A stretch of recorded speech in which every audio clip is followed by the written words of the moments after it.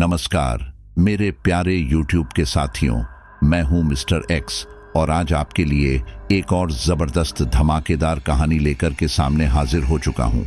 सबसे पहले तो आपसे यही कहूंगा कि अगले कुछ समय के लिए अगर आपको स्टोरी का अच्छे से आनंद लेना है तो पूरे दिलो दिमाग के साथ मेरे से जुड़ जाइए और पूरी तरह से कहानी में डूब जाइए। तो साथियों, आज की कहानी हमें बरेली के रहने वाले एक मित्र ने भेजी है जिनका नाम है यशवंत। यशवंत स्कूल और कॉलेजों में पढ़ाने का कार्य करते हैं और उनका फेवरेट सब्जेक्ट है हिंदी साहित्य। और सच कहूं तो हिंदी साहित्य पर उनकी कमाल की पकड़ है। तभी तो कई बड़ी बड़ी जगहों पर, कई सभागारों में उनको भाषण देने के लिए बुलाया जाता है। इसके अलावा वो लेखन कार्य भी करते हैं। कई शैक्षणिक संस्थाओं में उनकी लिखी गई किताबों से पढ़ाया जाता है। तो एक बार किसी साहित्य कार्यक्रम में भाग लेने के लिए उनको गुजरात के जामनगर में जाना पड़ा। अब जाने को तो वो वहां पर आराम से पहुंच जाते हैं, लेकिन उसके बाद उनके साथ कुछ ऐसा हो जाता है कि कार्यक्रम में भाग लेना है तो दूर की बात, उनके लिए अपनी जान बचा पाना भी काफी मुश्किल हो जाता है। अब ये तो भगवान की कृपा ही मानो कि वो जैसे तैसे करके उनकी जान बच पाती है। लेकिन इस पूरे घटनाक्रम के बाद उनकी लाइफ पूरी तरह से बदल जाती है और आज भी वह उस डर की वजह से अपनी जिंदगी को खुलकर नहीं जी पा रहे हैं। उस साहित्यिक कार्यक्रम में जाने के बाद से ही उनके साथ एक ऐसी चीज जुड़ गई है जिससे वो चाहकर भी पीछा नहीं छुड़ा पा रहे हैं और अब पूरा जीवन उन्हें उसके साथ ही गुजारना पड़ रहा है। तो साथियों, स्टोरी को आगे बढ़ाई इससे पहले मैं हमेशा की तरह आपसे यही कहूंगा कि अगर अभी तक भी आप चैनल को सब्सक्राइब नहीं किए हैं तो सब्सक्राइब कर लीजिए, क्योंकि जब हमारा रिश्ता दिल से मजबूत हो जाएगा तो मुझे कहानी सुनाने में मजा आएगा और आपको कहानी सुनने में मजा आएगा। और हाँ, जितने भी हमारे साथीगण कहानी का लुत्फ उठा रहे हैं वो एक बार कमेंट में अपना छोटा सा परिचय जरूर दे दे। तो चलिए अब बिना टाइम गंवाए इस स्टोरी को शुरू करते हैं। अब क्योंकि ये पूरी स्टोरी हमें यशवंत ने शेयर की है तो क्यों ना आप यशवंत के पर्सपेक्टिव से ही इस पूरी कहानी को सुनिए। नमस्कार साथियों, बड़ी ही तूफानी और मूसलाधार बरसात हो रही थी उस दिन। बादलों की कड़कड़ाहट रोंगटे खड़े कर देने वाली थी। उस पर रात का घुप अंधेरा और सड़कों पर पसरा सन्नाटा, सब कुछ अपने आप में ही बड़ा डरावना लग रहा था। मैं रात के करीब 11:30 बजे की ट्रेन से जामनगर स्टेशन पर उतरा था। स्टेशन पर भी सन्नाटा पसरा हुआ था। कुछ एक लोग ही दिखाई पड़ रहे थे वहां। मेरे साथ ट्रेन से भी इक्का दुक्का लोग ही उतरे थे और वो भी रिसीव करने आए अपने परिचितों के साथ अपने गंतव्य की ओर बढ़ गए थे। लेकिन मेरे लिए ये शहर बिल्कुल नया था। वहां न तो कोई मेरा परिचित था और न ही मैं उस जगह से परिचित था। कोई ऑटो रिक्शा भी नजर नहीं आ रहा था वहां। आता भी कैसे, एक तो आधी रात का वक्त, उस पर इतनी तूफानी बारिश। ऐसे में कौन रिस्क ले। मैं पूरी तरह भीगा हुआ स्टेशन के बाहर अपने सामान के साथ टिन छप्पर के नीचे खड़ा था। दरअसल मैं यहां होने वाले साहित्यिक सम्मेलन में हिस्सा लेने पहुंचा था। सम्मेलन के आयोजकों द्वारा महाविद्यालय के हॉस्टल परिसर में ही हमारे रुकने की व्यवस्था की गई थी, इसलिए मैंने किसी होटल या गेस्ट हाउस में रूम भी बुक नहीं करवाया था। मुझे इस बात का रत्ती भर भी अंदेशा नहीं था कि यहाँ मेरा सामना इतनी भयंकर तूफानी बरसात से होने वाला था। अब तो अंधेरे में कुछ नजर भी नहीं आ रहा था। स्टेशन के आसपास एक दो गेस्ट हाउस थे, वो भी बंद हो चुके थे। ऐसे में कोई रास्ता निकलता न देख मैं सीधे स्टेशन के वेटिंग रूम में जा पहुंचा। सोचा वहीं पर रुककर सुबह होने का इंतजार करूं, पर वहां पहुंचते ही मेरी ये गलतफहमी दूर हो गई। वहां के हालात देखकर ऐसा लग रहा था कि मैं बाहर ही ज्यादा सेफ था। वहां पूरा फर्श कीचड़ से सना हुआ था और छत से जगह जगह रेन शॉवर हो रहा था। एक दो बेंचेस भी थी वहां जिन पर कुछ लोग पसरे हुए थे। वहां की दुर्दशा देखकर मैंने अपना सामान उठाया और निकल पड़ा किसी दूसरे सहारे की खोज में, जहां मैं चैन से खड़ा तो रह सकूं। मैंने अपना मोबाइल, घड़ी, पर्स, डायरी वगैरह और जो कुछ भी भीगकर खराब होने जैसा सामान था उसे ट्रेन से उतरते ही पॉलिथीन बैग में अच्छे से पैक करके सूटकेस में कपड़ों के बीचों बीच डाल दिया था। ताकि बारिश में भीग कर ये सब खराब न हो। अब बस में निकल पड़ा था किसी मुकाम की तलाश में। एक अनजाने शहर में एक अनजाने सफर पर। पूरे शहर में घुप अंधेरा छाया हुआ था। कहीं कोई किस्मत से एक आध स्ट्रीट लाइट जल रही थी। बस सड़क पर घुटनों तक पानी भर गया था। मैंने अपने सूटकेस को कंधे पर उठा लिया था ताकि सामान खराब ना हो। मैं बस किसी तरह गिरता संभलता अपने भाग्य को कोसते हुए चल रहा था, इस आस में कि कई कोई ऐसी जगह मिले जहां मैं इस तूफानी रात को गुजार सकूं। मैं मन ही मन भगवान से ये प्रार्थना भी कर रहा था कि इस डेंजरस सिचुएशन में कम से कम कोई आसरा तो दिला दे, नहीं तो कम से कम कहीं कोई इंसान तो दिखे जिससे मैं कोई हेल्प ले सकूं, अपने गंतव्य तक जाने का रास्ता जान सकूं। पर सब बेमतलब होता दिख रहा था। न तो बारिश थम रही थी और न ही मुझे कोई मंजिल दिख रही थी। बस आकाशीय बिजली की चमक से उत्पन्न हो रही रोशनी ही मुझे रास्ता दिखा रही थी। ऐसा लग रहा था ये तूफानी रात कभी खत्म नहीं होगी। तभी जोरदार कड़कड़ाहट के साथ तेज बिजली चमकी। आवाज इतनी तेज और भयंकर थी कि एक पल के लिए ऐसा लगा जैसे बादलों ने मुझे अपनी चपेट में ले लिया हो। उस तेज आवाज और चमक से मेरे रोम रोम में एक करंट सा दौड़ गया था। लेकिन उसी चमक के उजाले में मुझे रोड की दूसरी ओर एक पेड़ के नीचे दो लोग खड़े दिखे। चलो भगवान का शुक्र है कोई तो दिखा। ये कहते हुए मैं उन दोनों की तरफ लपका। मैं उस पेड़ के नीचे पहुंचा ही था कि तभी एक बार फिर बिजली की चमक से उजाला हुआ। उस उजाले में मैं उन्हें थोड़ा करीब से देख पाया था, जिससे मुझे ये पता चल गया था कि उन दो लोगों में एक आदमी है और एक औरत, जिससे मेरे मन को और धीरज मिला कि वे लोग चोर उचक्के नहीं हैं, वरन मेरी ही तरह बारिश में फंस गए हैं शायद। मैं उनके नजदीक जाते ही बोला, अरे भाई साहब, ये सरदार पटेल गवर्नमेंट कॉलेज का रास्ता किस तरफ है, बता देंगे जरा। लेकिन सामने से कोई जवाब नहीं आया। मैंने एक बार फिर अपनी बात दोहराई, पर इस बार भी मुझे कोई उत्तर नहीं मिला। मुझे ये बात बड़ी अजीब सी लगी, लेकिन फिर मैंने सोचा शायद वो दोनों भी मेरी ही तरह इस जगह पर नए हैं, अनजान हैं, इसलिए नहीं बता पा रहे हैं। पर फिर भी कुछ तो जवाब दे ही सकते हैं। एटलीस्ट हमें नहीं पता इतना तो बोल ही सकते हैं। यही सोचकर मैं फिर बोला, हेलो, मैं आप दोनों से ही बात कर रहा हूं, अरे कुछ तो बोलिए प्लीज। लेकिन अब भी उनकी तरफ से कोई जवाब नहीं मिला। मुझे उन दोनों का ये व्यवहार कुछ ज्यादा ही अजीब लग रहा था। ना कोई जवाब, ना कोई हलचल, बस भूत बनकर खड़े थे वो दोनों के दोनों। ये चीज बहुत ज्यादा आकर रही थी मुझे। एक अनजाने से भय ने आकर जकड़ लिया था मुझे। मैं बस वहां से निकल जाने के लिए उद्यत ही हुआ था कि तभी फिर से बिजली की एक जोरदार चमक हुई और सामने का नजारा देखकर मेरे होश ही उड़ गए।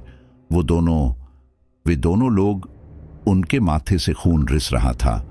उनकी आंखें बिल्कुल सफेद थी, उनके शरीर पर कई घाव थे। वे दोनों बिना पलक झपकाए, बिना हिले डुले अपलक मेरी ही तरफ देख रहे थे। उन्हें देखकर यह साफ पता चल रहा था कि वे दोनों जिंदा लोग नहीं हैं। ये नजारा देखकर मेरे हाथ पांव फूल गए थे। तभी बिजली की अगली चमक हुई और वो दोनों देखते ही देखते एकाएक मेरी आंखों से ओझल हो गए। भय के मारे मेरा पूरा शरीर कंपाने लगा। आंखों के आगे अंधेरा सा छाने लगा।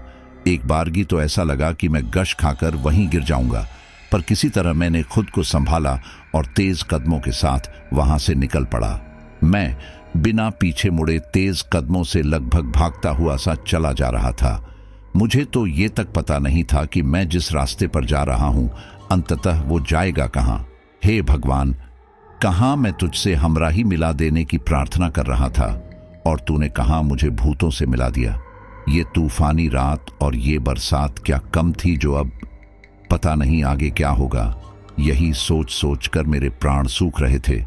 हवा का साए साए कर चलना मेरे खौफ को और बढ़ा रहा था। हर गुजरते पल के साथ मैं खैर मना रहा था कि शुक्र है फिर से वो खौफनाक मंजर मेरे सामने नहीं आया, लेकिन हर पल उसके सामने आने की कल्पना से भी सिहर उठता था मैं। ये रात बड़ी ही खौफनाक हो रही थी मेरे लिए, लेकिन अब मैं उस जगह से काफी दूर निकल आया था। सो अब इत्मीनान था दिल में कि शायद अब ऐसा कुछ नहीं होगा। काफी देर उस तूफानी बरसात से जूझने के बाद मैंने एक बंद दुकान के छज्जे के नीचे स्टे किया। मैं पूरी तरह पानी से तरबतर था।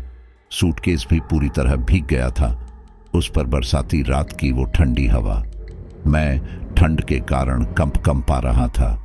लेकिन बरसात तो आज मुझसे जन्मों की दुश्मनी निकालने पर तूली थी। सड़कें तालाब बन गई थीं।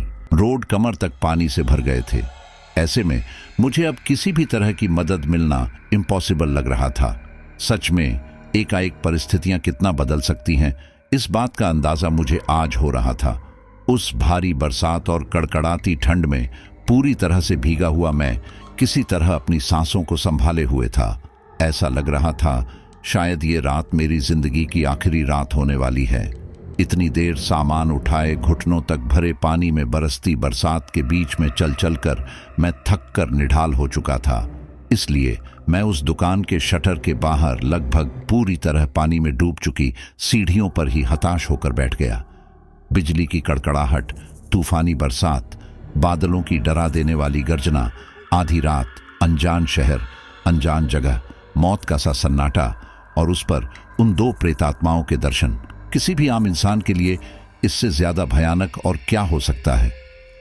मैं पूरी तरह निराश हताश बैठा मन ही मन अपनी आराध्या मां काली का स्मरण कर रहा था, क्योंकि इन परिस्थितियों में भगवान के अतिरिक्त और कोई सहारा नजर ही नहीं आ रहा था।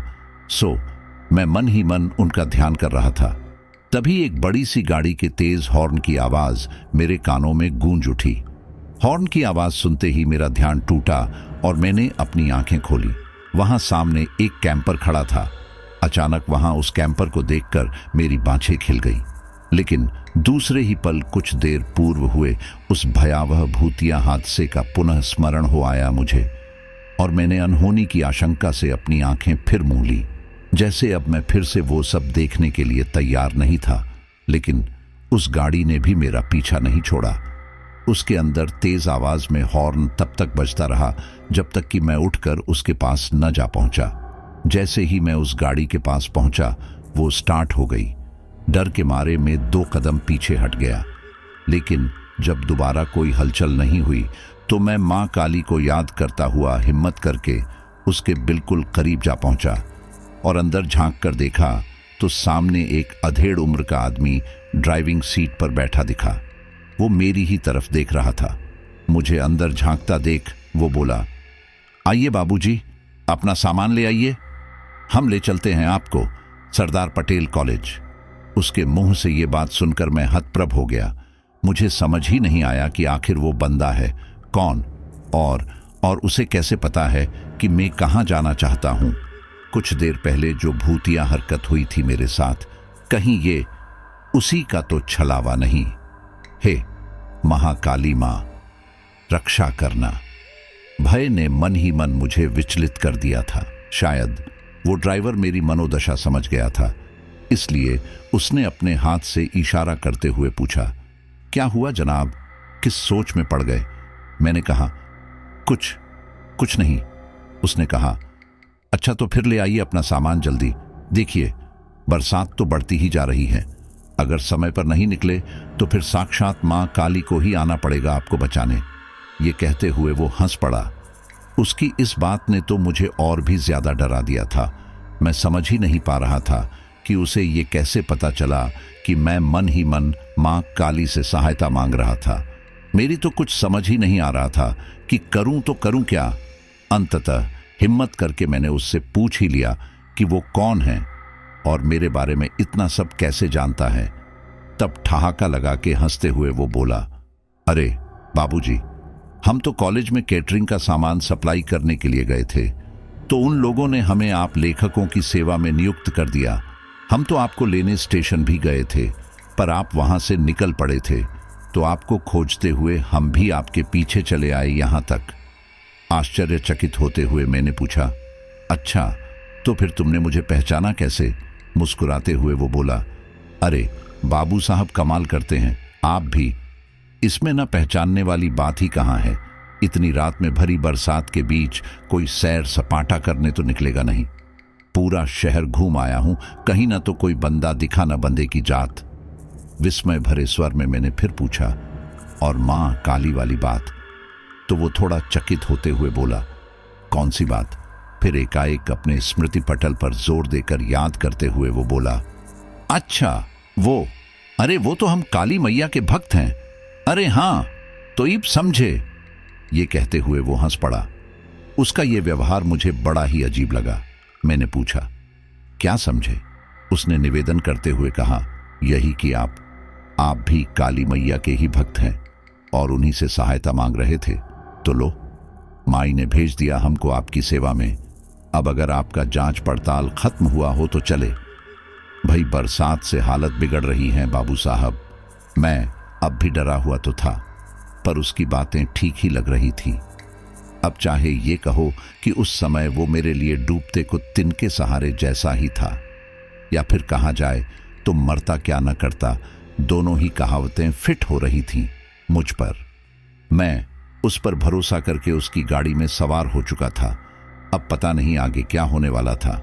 उसने गाड़ी स्टार्ट की और मैं निकल पड़ा अपने अगले सफर पर, एक अनजान इंसान के साथ उस अनजान शहर में। भारी बरसात और सड़कों पर भरे अथाह पानी के बीच में हमारी गाड़ी रुक रुक कर बड़ी ही धीमी गति से आगे बढ़ रही थी। मैं पूरी तरह थककर चूर चूर हो चुका था, इसलिए पता नहीं कब मुझे नींद आ गई और मैं वहीं सो गया। जब आंख खुली तो मैंने खुद को एक कमरे में पलंग पर लेटा हुआ पाया। मेरे आसपास 2-3 बंदे खड़े थे। एक डॉक्टर था शायद। मैं खुद को वहां देखकर पूरी तरह हैरान ही हो गया। मुझे समझ ही नहीं आ रहा था कि आखिर हो क्या रहा था मेरे साथ। जब मैं उस कैंपर में सोया तो यहां कैसे पहुंच गया और ये जगह कौन सी है? ऐसे अनगिनत सवाल उठ रहे थे मेरे मन में। तभी उन लोगों में से एक ने मुझे होश में आया देख मुझसे पूछा, आप ठीक तो हैं न यशवतम जी? अब कैसा लग रहा है आपको? उसे मेरा नाम पता था, पर मैं तो उस आदमी को जानता तक नहीं था। समझ नहीं आ रहा था मुझे कि क्या करूं, उसकी बातों का जवाब दूं भी या नहीं। पर फिलहाल उसकी बातों का जवाब देने के अतिरिक्त मेरे पास और कोई विकल्प नहीं था। अतः मैं एक गहरी सांस छोड़ते हुए बोला, मैं ठीक हूं, बट आप लोग कौन हैं और मैं यहां कैसे आया और ये जगह? तब वो आदमी मुस्कुराते हुए बोला, अरे अरे रिलैक्स यशवतम जी, रिलैक्स। अपनी बात में जोर देते हुए उसने कहा, बताता हूं, सब बताता हूं।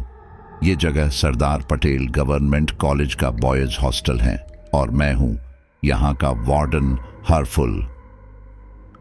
दरअसल आप हमें हॉस्टल के गेट के बाहर पीपल के नीचे चबूतरे पर बेहोश मिले थे। सुबह गार्ड ने आकर हमें सूचना दी तो हम तत्काल बाहर आए।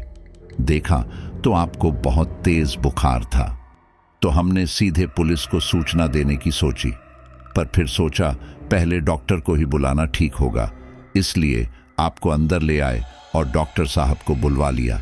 फिर आपके सामान की जांच की तो पता चला कि आप तो यशवंत बाबू हैं, जो संगोष्ठी में हिस्सा लेने के लिए आने वाले थे।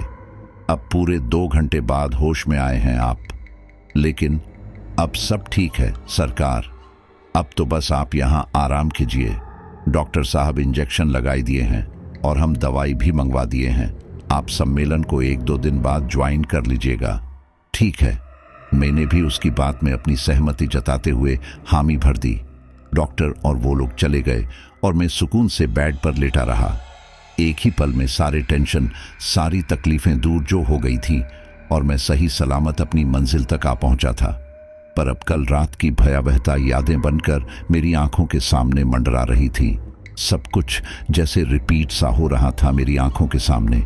मैं मन ही मन उस कैंपर वाले को और हॉस्टल मैनेजमेंट को धन्यवाद दे रहा था, क्योंकि अगर कल रात मुझे वो कैंपर नहीं मिला होता तो आज मैं जिंदा सही सलामत अपनी मंजिल तक ना पहुंचा होता।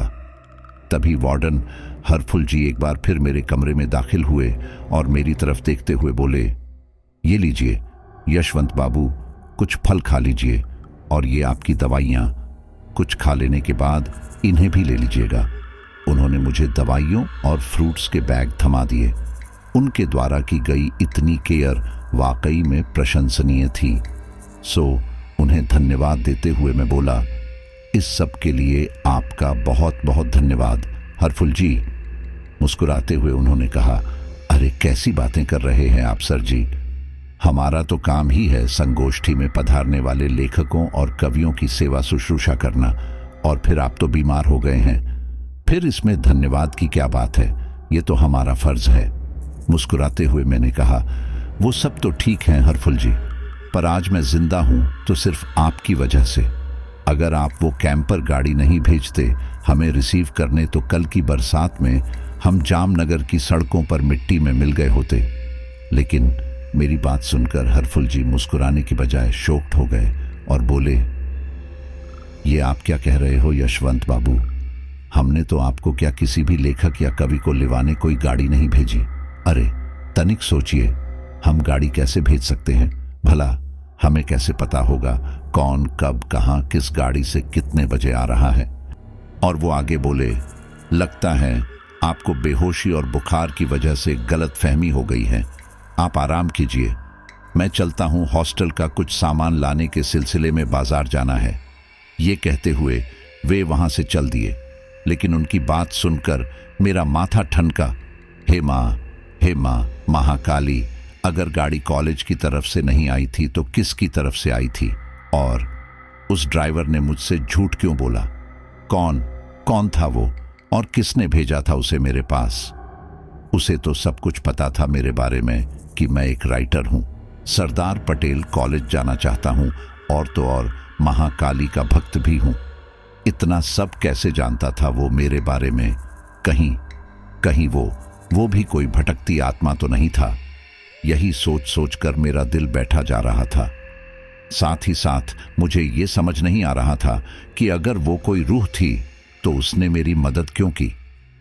इस बात में तो कोई शक ही नहीं था कि उसी शख्स ने मुझे मेरी मंजिल तक सही सलामत पहुंचाया था। तो क्या वो कोई दिव्यात्मा या देवदूत था जो मेरी मदद करने आया था? मुझे कुछ समझ नहीं आ रहा था। एक ही रात में मेरी तो जिंदगी ही बदल गई थी।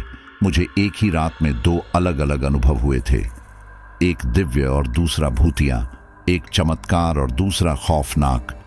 क्या ये बस एक इत्तेफाक था या कुछ और क्या ये सिलसिला बस यही थमने वाला था या आगे कुछ और भी होना बाकी था, वो भी खौफनाक।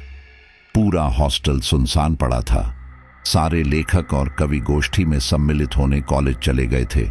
कॉलेज में इस सम्मेलन के चलते 15 दिनों की छुट्टियां थी, सो सारे स्टूडेंट्स भी अपने घर लौट चुके थे। वार्डन भी सामान लेने बाजार चले गए थे। अब हॉस्टल में सिर्फ मैं अकेला और हॉस्टल के गेट के बाहर एक गार्ड ही बचे थे। सब कुछ शांत हो गया था, बिल्कुल शांत। मैं भी अपनी दवाइयां लेकर सो गया था। दवाइयों के असर और पिछली रात की थकान की वजह से मुझे नींद भी आ गई थी। मैं गहरी नींद में सो रहा था कि तभी अचानक एक तेज आवाज हुई, जैसे कोई भारी भरकम चीज ऊपर से जमीन पर गिरी हो। उस आवाज के साथ में हड़बड़ाकर जाग गया, लेकिन आसपास का माहौल बिल्कुल शांत था। मुझे लगा शायद मैंने कोई सपना देखा था। मैं रिलैक्स होकर दोबारा सोने की कोशिश ही कर रहा था कि तभी वो आवाज दोबारा मुझे सुनाई दी। उसे सुनते ही मेरा माथा ठनका। ये कैसी आवाज है? यही सोचते हुए देखने हेतु मैं अपने कमरे से बाहर आया। मेरा कमरा हॉस्टल की तीसरी मंजिल पर था। रूम से बाहर आते ही मैंने आसपास अपनी नजर घुमाई। वहां सब कुछ ठीक था, तो फिर वो आवाज कहां से आ रही थी? ये देखने के लिए मैं सीढ़ियों की तरफ बढ़ा। मुझे लगा शायद आवाज नीचे से आ रही हो। इससे पहले कि मैं सीढ़ियों तक पहुंचता, एकाएक सामने स्टोर रूम का दरवाजा खुला और उसमें से एक लड़का तेजी से भागता हुआ निकलकर हवा के झोंके सा मेरे कंधे को छूता हुआ सरपट भागा। और इससे पहले कि मैं कुछ बोलता, कुछ समझ पाता, वो उसी फुर्ती से बरामदे की दीवार फांदकर नीचे कूद पड़ा। उसके कूदते ही वो तेज आवाज फिर से मेरे कानों में गूंज उठी, जो बार बार मुझे सुनाई दे रही थी। ये सब देखकर मेरी आंखें फटी की फटी रह गई। अचानक हुई इस दुर्घटना से मैं हतप्रभ रह गया और तेजी से सेफ्टी दीवार की तरफ दौड़ा और नीचे देखने लगा। लेकिन वहां नीचे ग्राउंड फ्लोर पर तो कोई भी नहीं था। ये नज़ारा देखकर मेरे तो होश ही उड़ गए थे। मैंने मन ही मन भगवान को याद करते हुए कहा, हे भगवान, ये सब क्या है? मेरे माथे पर बल पड़ गए थे। मेरा पूरा बदन पसीने से तरबतर हो गया था। मेरे पैर कॉप रहे थे। मेरे सामने वो स्टोर रूम था जिसमें से वो अब उस पर इतना बड़ा ताला नजर आ रहा था, जबकि चंद मिनटों पहले मेरी सांसें थम रही थीं। सर चकराने लगा था, गला सूख रहा था, मेरी आंखों के आगे अंधेरा छा रहा था। मैं वहीं चक्कर खाकर गिर पड़ा और एक बार फिर बेहोश हो गया। उसके बाद क्या हुआ और क्या नहीं, मुझे कुछ भी पता नहीं। लेकिन जब आंख खुली तो रात हो चुकी थी। सब लोग थे मेरे आसपास, हरफुल जी, मेरे 1-2 लेखक मित्र और वो गार्ड। डॉक्टर साहब भी उपस्थित थे वहां। उनकी स्पष्ट हिदायत थी कि मैं अपने बेड से हिलूं भी ना। उन्होंने बताया, ब्लड प्रेशर हाई होने की वजह से मैं बेहोश हो गया था। डॉक्टर ने कहा, वो तो अच्छा हुआ कि हरफुल जी टाइम पर आ गए और उन्होंने तुरंत मुझे कॉल कर दिया, वरना उनकी बात ठीक ही थी। पर अब मैं उन्हें कैसे बताता कि मैं खुद अपने कमरे से बाहर नहीं गया था, बल्कि मुझे बाहर बुलाया गया था। और मेरा ब्लड प्रेशर बढ़ने की वजह क्या थी, कैसे बताता उन्हें? खैर, डॉक्टर साहब अपना काम करके चले गए। हरफुल जी ने भी अपनी तरफ से नसीहतें दे डाली। मेरे दोस्तों ने भी सार संभाल की हिदायत दी और फिर सब अपने अपने कमरों में चले गए। मेरे रूम में भी एक साथी लेखक रुके हुए थे। वैसे तो मैं अकेला रहना ही पसंद करता हूं, पर उनकी मौजूदगी मेरे लिए वरदान साबित हो रही थी उस दिन।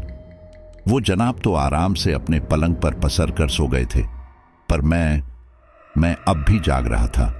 दवाइयां लेने के बावजूद भी मुझे नींद नहीं आ रही थी। आती भी कैसे? इन 24 घंटों में जो कुछ भी गुजरा था मेरे साथ, वो सब कितना खौफनाक और जानलेवा था।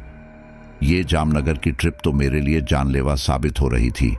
मैंने सोच लिया था कि अब ये सम्मेलन वगैरह अटेंड करने के लिए यहाँ और नहीं रुकूंगा।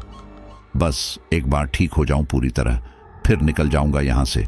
नहीं तो कल सुबह ही निकल जाऊंगा। अपने घर जाकर ही रजिस्टर कर लूंगा और बाकी का ट्रीटमेंट भी वही करवा लूंगा। अगर यहाँ और रुका तो शायद जिंदा ही नहीं बचूंगा। बस आज की रात सही सलामत गुजर जाए। मन ही मन खुद को ढांढस बंधाते हुए मैं सोच रहा था। मैंने उन सज्जन से कहकर पहले ही अपने रूम का दरवाजा अंदर से अच्छी तरह बंद करवा दिया था और खुद कसम ले ली थी कि बाहर चाहे कुछ भी क्यों ना हो, चाहे कैसी भी आवाज क्यों ना आए, मैं बाहर नहीं जाऊंगा। मुझे नींद तो नहीं आ रही थी, पर फिर भी मैंने अपने मुंह को चादर से ढक लिया और सोने का नाटक करने लगा। बाहर फिर से बरसात शुरू हो गई थी और तेज हवा की वजह से मेरे पलंग के पीछे वाली खिड़की खुल गई थी, जिसकी वजह से बारिश की फुहारें अंदर आकर मेरे बिस्तर को गीला कर रही थी। अतः न चाहते हुए भी मजबूरन मुझे उठना ही पड़ा। मैंने धीरे से डरते हुए अपने चेहरे से चादर हटाई और आसपास अपनी नजर दौड़ाई, ये देखने के लिए कि कमरे में कोई है तो नहीं। लेकिन कमरे में सब ठीक था। ये देखकर मुझे थोड़ा धीरज बंधा। मैंने देखा मेरे रूममेट बड़े ही आराम से नींद फरमा रहे हैं और वहीं 2 रातों से मेरी नींद हराम हो गई थी। बुखार और डर की वजह से शरीर में कमजोरी सी लग रही थी मुझे, लेकिन फिर भी हिम्मत करके मैं अपने बिस्तर से उठा और खिड़की की तरफ बढ़ा। बाहर तेज बरसात हो रही थी, बिजली चमक रही थी और तेज हवाएं भी चल रही थी। इसी वजह से खुली हुई खिड़की के पल्ले आपस में टकराकर एक अलग सा डर भरा माहौल बना रहे थे। मैंने बिना टाइम वेस्ट किए जल्दी से खिड़की बंद करके छिटकनी लगा दी और तुरंत अपने पलंग की तरफ बढ़ा। लेकिन इससे पहले कि मैं अपने बिस्तर तक पहुंचता, तेज आवाज के साथ वो खिड़की फिर से खुल गई। उसकी आवाज सुनकर मेरा दिल बैठ गया। आखिर छिटकनी लगी खिड़की अपने आप कैसे खुल सकती है? पता नहीं अब क्या होने वाला है। यही सोचकर मैं मन ही मन अपनी किस्मत को कोसने लगा। लेकिन उस सब से होने क्या वाला था? आखिर खिड़की तो मुझे ही बंद करनी थी। इसलिए खुद को हिम्मत बंधाते हुए जैसे तैसे मैं पलटा और फिर से खिड़की की तरफ बढ़ा। बाहर हवा बहुत तेज थी, सो खिड़की के पल्ले मुश्किल से पकड़ पाया था मैं। और इससे पहले कि मैं उसे बंद करता, तेज गर्जना और चमक के साथ बिजली कड़की, जिससे खिड़की का एक पल्ला फिर से मेरे हाथ से छूट गया। उसी को पकड़ने की जद्दोजहद में मेरी नज़र खिड़की के बाहर उस पीपल के पेड़ पर पड़ी जहां मैं सुबह हरफुल जी को बेहोशी की हालत में मिला था। उस पेड़ के नीचे चबूतरे पर कोई खड़ा मेरे ही कमरे की तरफ देख रहा था, लेकिन बिजली की एक चमक से मैं उसका चेहरा नहीं देख पाया था। मैंने गार्ड होगा ये सोचकर उस पर ज्यादा ध्यान नहीं दिया और खिड़की बंद करके वापस अपने बिस्तर पर आकर सो गया। मैंने अभी ठीक से चादर भी नहीं ओढ़ी थी कि तेज आवाज के साथ वो खिड़की फिर से खुल गई। मुझे ये बात ठीक नहीं लग रही थी। यूं खिड़की का बार बार अपने आप खुल जाना पॉसिबल ही नहीं था, चाहे हवा कितनी भी तेज क्यों ना हो। लेकिन फिर भी छिटकनी लगाकर बंद की हुई खिड़की अपने आप कैसे खुल सकती थी? डर के मारे मेरे हाथ पांव फूल गए थे। मुझे समझ आ गया था कि ये खिड़की का बार बार खुलना कोई सामान्य बात नहीं है, यहाँ कुछ तो जरूर है। बाहर से बड़ी ही डरावनी आवाजें आ रही थीं। कृत्य और बिल्लियों के जोर जोर से रोने की आवाजें आ रही थीं और भी अजीब से जानवरों के बोलने की आवाजें गूंज रही थी चारों ओर। इस सब के बीच भी मेरे रूममेट अब भी आराम से गहरी नींद में सो रहे थे। उन्हें जगाकर खिड़की बंद करने की बात कहना भी वाजिब नहीं था, लेकिन डर के मारे मेरी तो हिम्मत ही नहीं हो रही थी कि खिड़की के नजदीक भी जाऊं। लेकिन उसके पल्ले आपस में टकराकर एक अलग ही डर भरा माहौल बना रहे थे और बारिश के पानी की वजह से मेरा बिस्तर भी गिला हो रहा था। अतः एक बार फिर हिम्मत जुटाकर मैं अपने पलंग से उठा और खिड़की की तरफ बढ़ा। मैं जल्दी से खिड़की बंद कर देना चाहता था, लेकिन इससे पहले कि मैं खिड़की बंद कर पाता, ठंडी हवा का एक तेज झोंका आकर मुझसे टकराया। ये इतना तेज वायु प्रवाह था कि एक पल के लिए मैं असंतुलित ही हो गया। फिर तुरंत संभलकर मैंने फिर से वो खिड़की बंद करने की कोशिश की। तभी मेरी नजर फिर से उस पेड़ पर पड़ी। अब भी उसके नीचे कोई खड़ा था। मैंने सोचा, कमाल है, इतनी तेज बरसात में गार्ड उस पेड़ के नीचे अभी तक कर क्या रहा है। तभी एक बार फिर बिजली की एक तेज चमक से मुझे वहां का नजारा साफ नजर आ गया। उस नजारे को देखकर मेरी सांसें थम सी गई। मेरा दिलो दिमाग सुन्न पड़ गया था। वहां उस पेड़ के नीचे गार्ड नहीं था, बल्कि वहीं दो लोग थे जो कल रात मुझे उस सुनसान सड़क पर उस पेड़ के नीचे मिले थे।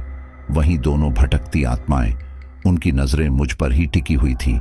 हे भगवान, उन दोनों को देखकर मेरे मुंह से अनायास ही निकल पड़ा। मैंने अपना संपूर्ण साहस एकत्रित करके बड़ी मुश्किल से वो खिड़की बंद कर दी और बड़ी ही फुर्ती के साथ अपने बिस्तर पर लौट आया। मेरा अंग अंग कांप रहा था।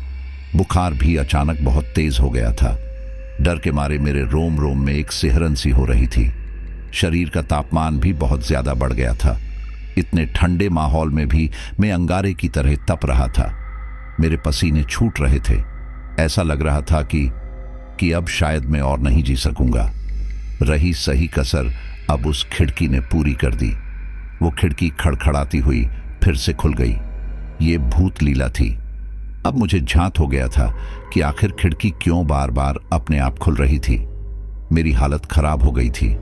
मैंने खुद को पूरी तरह से चादर के अंदर समेट लिया था ताकि उन प्रेतात्माओं का सामना करने से बच सकूं। मैं मन ही मन मां काली को याद कर रहा था। मैं समझ चुका था कि वो दोनों प्रेतात्माएं मेरा ही पीछा करती हुई यहां तक आ पहुंची हैं।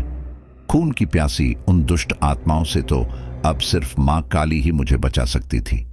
खिड़की के खुले पल्ले पूरे जोर से आपस में टकराकर अलग ही भयावहता को जन्म दे रहे थे।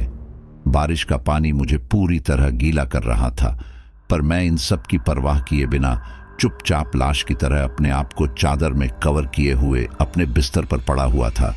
मुझे चिड़ियों के खनकने और पायल के बजने की आवाज साफ सुनाई दे रही थी।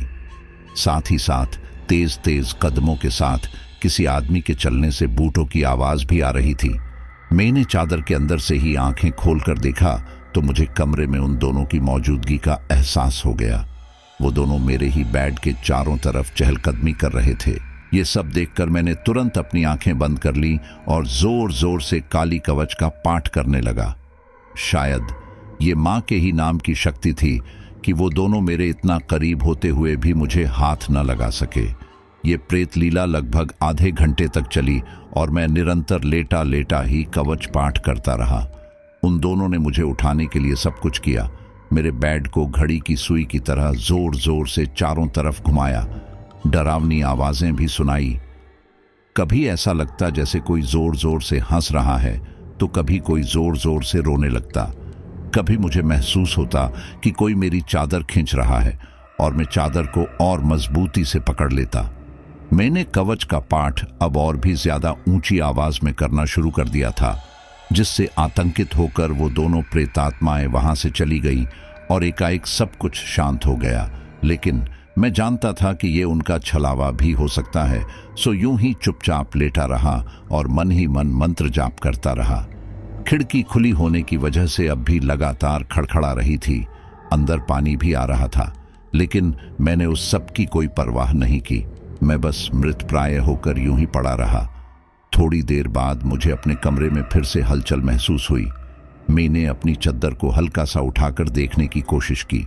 मैंने देखा खिड़की की तेज आवाज से परेशान होकर मेरे रूममेट की नींद खुल गई थी।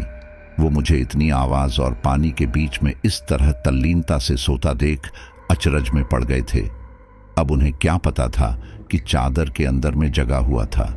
मैंने अब तक जो कुछ भुगता था, इस बात का तो अंदाजा भी नहीं था उन्हें। खैर, मुझे इस तरह सोता देख वे हताशा भरे अंदाज में उठे और उस खड़खड़ाती खिड़की की तरफ बढ़े। मैं बिस्तर में लेटा हुआ चुपचाप उनकी गतिविधियों को देख रहा था। उन्होंने जाकर बड़ी ही शीघ्रता से वो खिड़की बंद कर दी थी। खिड़की भी आराम से बंद हो गई थी। उसके बाद वे कमरे के दरवाजे की ओर बढ़े। शायद उन्हें वॉशरूम जाना था। मैं बिल्कुल नहीं चाहता था कि वो दरवाजा खोले और बाहर जाए, पर चाहकर भी उन्हें रोक नहीं सकता था, क्योंकि मैं जानता था अभी तक मैंने जो कुछ भी भुगता है उस पर कोई तब तक विश्वास नहीं करेगा जब तक कि ये अनुभव खुद उसे प्राप्त न हो। वैसे भी डर के मारे मेरे शरीर में अब थोड़ी सी भी एनर्जी नहीं रही थी। अतः मैं बस चुपचाप पड़ा उन्हें देखता रहा। उन्होंने दरवाजा खोल दिया और उसे खुला ही छोड़कर वे वॉशरूम की तरफ चले गए। मैंने मन ही मन माता रानी को याद करते हुए कहा, हे भगवान, हे काली माँ, ये तो दरवाजा खुला ही छोड़कर चले गए। पता नहीं अब क्या होगा। दरवाजे को खुला देखकर मेरी धड़कनें तेज हो गई थी।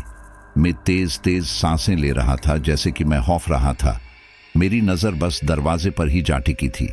वो स्टोर रूम मेरे कमरे से 2 रूम छोड़कर ही तो था, इसलिए मुझे हर पल किसी न किसी अनहोनी की आशंका सता रही थी। मेरा मन घबरा रहा था। मुझे इस बात का ज्यादा डर था कि कहीं उस लड़के की आत्मा, कहीं वो आत्मा वापस न जाग जाए और कहीं वो मेरे कमरे में न आ जाए। मेरी सांसें ऊपर नीचे हो रही थी। क्या करूं, क्या न करूं, मेरी समझ में कुछ नहीं आ रहा था। डर जब मन में घर कर ले तो इंसान का ठीक से सांस लेना भी मुश्किल हो जाता है। इस बात का अंदाजा अब हो रहा था मुझे। मैं बस टकटकी लगाए लगातार दरवाजे की तरफ देख रहा था और मन ही मन मां से प्रार्थना कर रहा था कि अब ऐसा कुछ भी ना हो जिसे मैं देखना नहीं चाहता।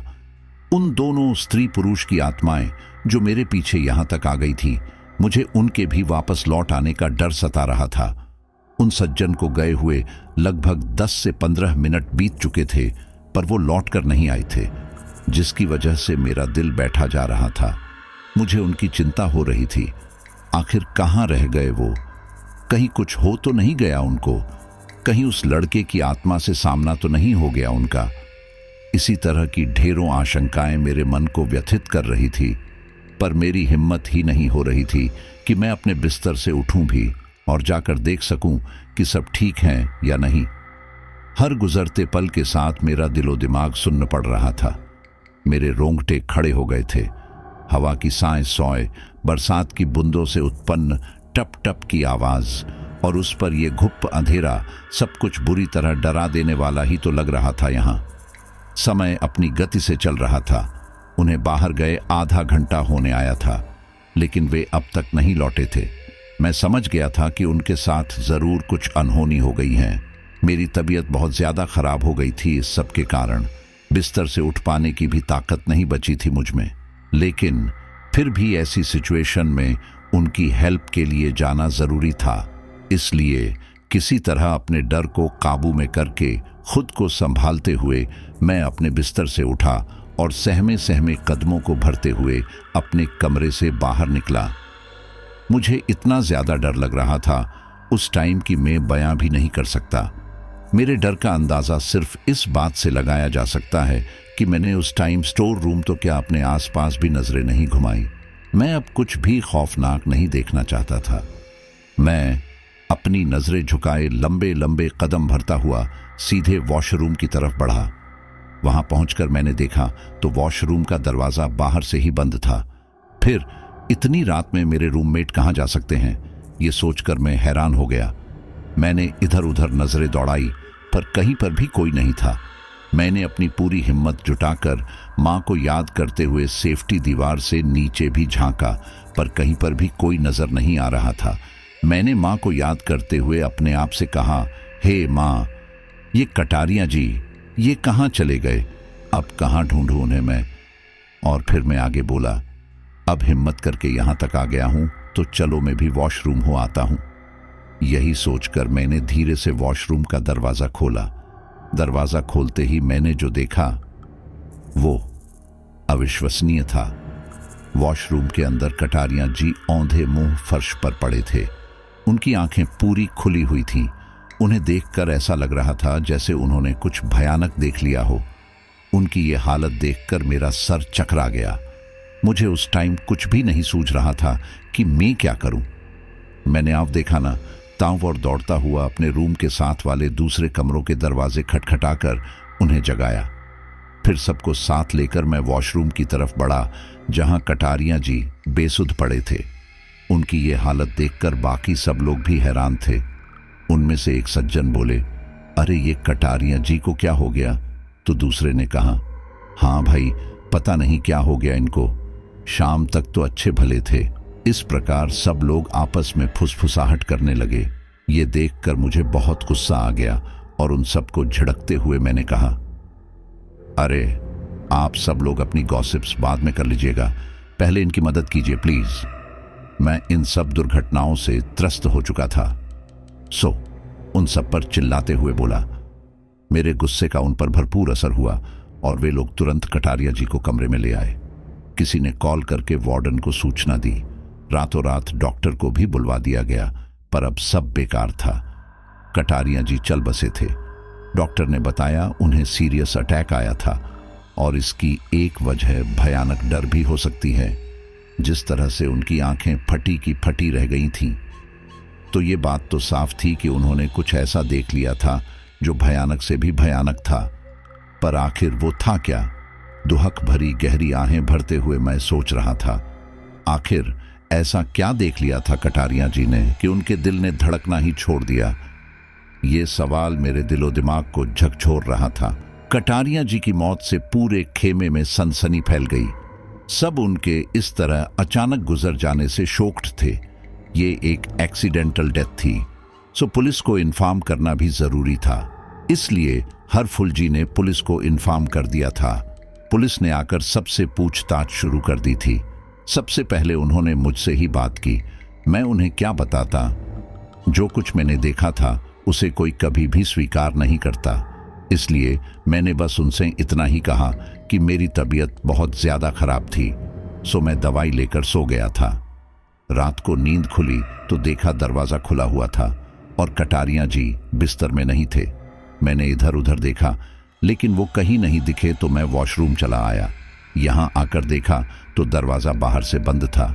मैंने दरवाजा खोला तो कटारिया जी उस हालत में पड़े मिले। इससे ज्यादा मैं कुछ भी बता न सका उन्हें। पुलिस को शक था कि हो सकता है किसी ने कटारिया जी की हत्या की हो, अतः पोस्टमार्टम रिपोर्ट आने तक उन्होंने किसी को भी हॉस्टल से बाहर न जाने की स्पष्ट हिदायत दे दी थी। मैं वहां से लौट जाना चाहता था पर इस वजह से निकल ही नहीं पाया। मेरी तबीयत इस दुर्घटना के बाद और भी ज्यादा खराब हो गई थी।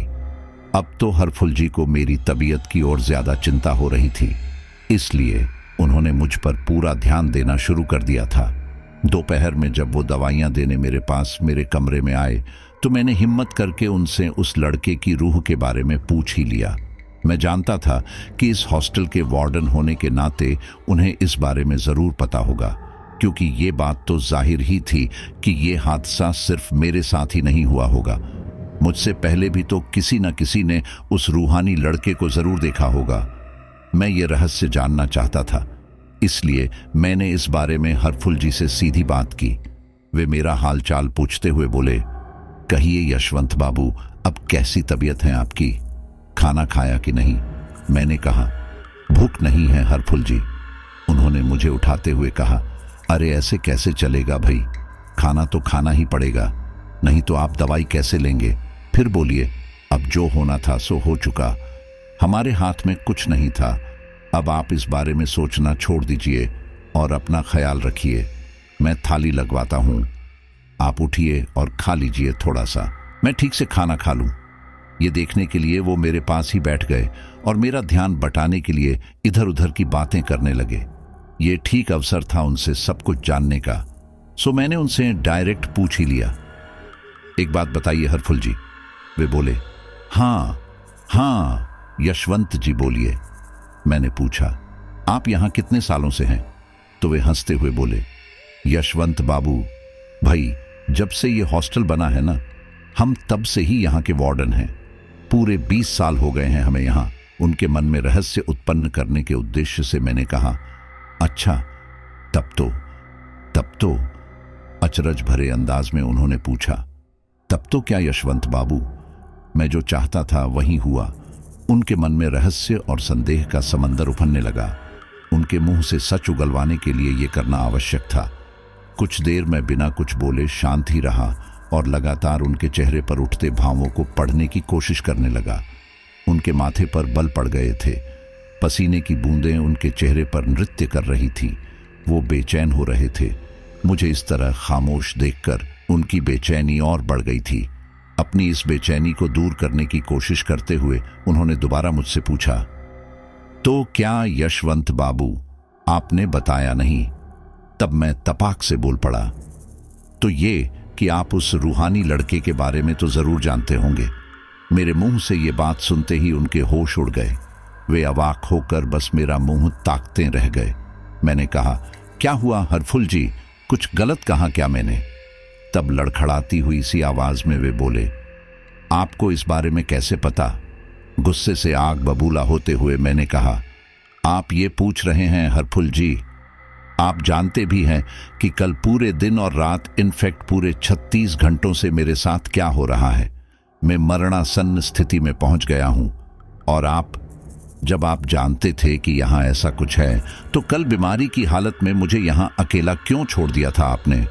उन्होंने कहा, तो क्या इसका मतलब कल आप उस वजह से बेहोश हुए थे बालकनी में?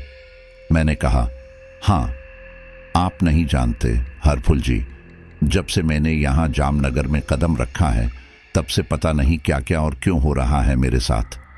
ये कहते हुए मैंने उन्हें परसों रात से लेकर आज तक की सारी हकीकत बयां कर दी। मेरी बात सुनते ही डर के मारे अनायास ही उनके मुंह से निकल पड़ा, हे भगवान, ये आप क्या कह रहे हैं यशवंत बाबू? 2 ही रातों में इतना सब कुछ कैसे हो गया आपके साथ? अच्छा, तो अब समझे हम। आप कल क्यों कह रहे थे कि हमने गाड़ी भेजी थी आपको लिवाने? लेकिन इतना तो अब समझ में आ गया है कि वो गाड़ी आपकी मदद के लिए ही आई थी, वरना तूफान से भरी उस बरसात में भूतों के बीच आपका जिंदा रहना और सही सलामत यहां तक आना पॉसिबल ही नहीं था।